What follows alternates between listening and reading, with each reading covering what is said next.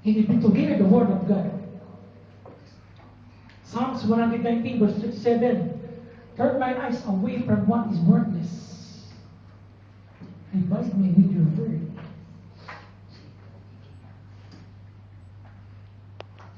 Basahin niyo po natin itong isa. Psalms 119 verse 143. Sabay-sabay po tayo. 1, 2, 3. Your promises have been tested, and your servant loves them. Amen. Your promises have been truly tested. Sa ibang sabi po niya, sa NIV, promises. Sa New English Translation po, word. Have been truly tested, and your servant loves them.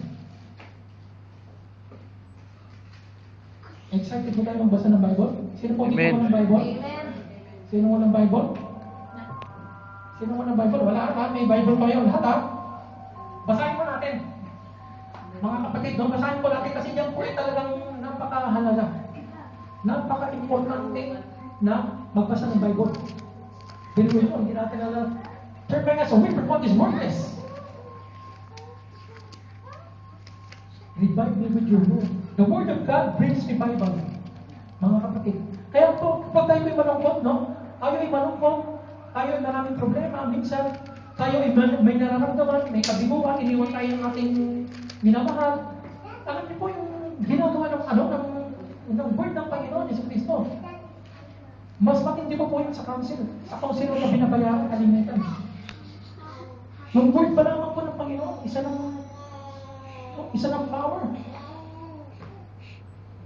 Kaya ako naniniwala, kahit walang kahit malungkot ka, kahit wala akong gawin, magbasa ka lang ng Bible, sasayang. Makukomfort ka. Pinagkalanan natin yan, yung promises ni Lord eh. Diba? The power of God's promise. Tapos, inisa-isa natin, no? Yung ilan lang, kukunti lang inisa-isa natin eh.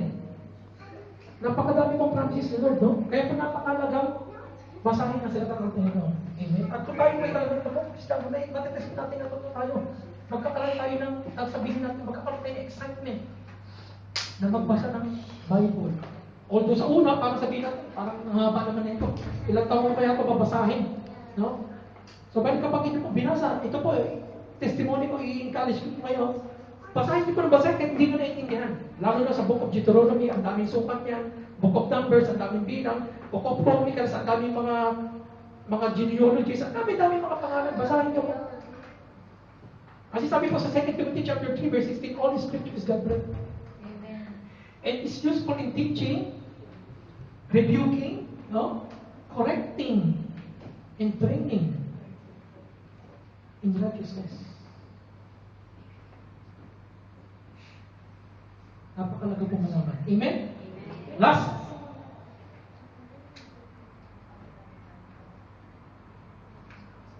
A true Christian has the right to change life. Amen. Hindi pa man makita, pero alalahanin natin, hindi pa. Imposible supilin natin ating sarili sa pamamagitan ng ating sariling lakas at paraan. Hindi po pwede talaga. Kasi po talagang yung dugo na sa atin, nananay tayo, yung lakas eh. Flesh. At ang flesh po talagang magkaaway po yan. Flesh is spirit. Magkaaway, hindi na yan magkakasundo kailanman. At kapag ang ating pong flesh, ang ating laging inakbay ko yung laging sinasama, laging pinapakain, di ba?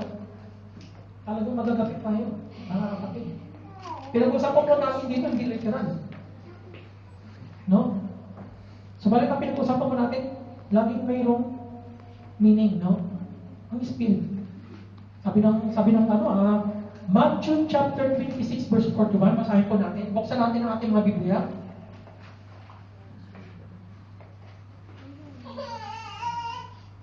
Sino gusto magbasa?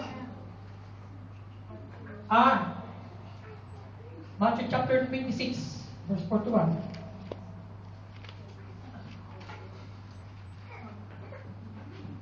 Ito po yung common na verse.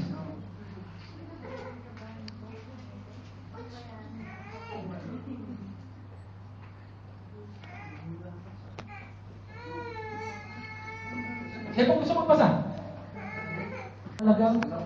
Mahalaga po yung spirit. Kasi po yung katawan, masisira po yan eh.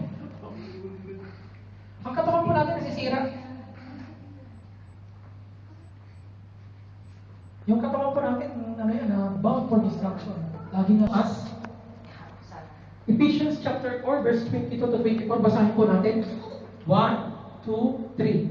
You were called to the former way of life, to put off your old self, which is being corrupted by its deceitful desires, to be renewed in the attitude of your minds, and to put on a new self, created to be like God in true righteousness and holiness.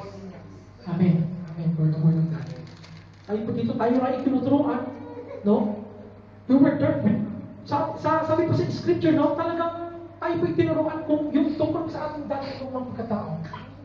Before po natin tanggapin si Jesus Cristo, sinasabi dito, ano yung dati mong kalagayan kung para sa ngayon?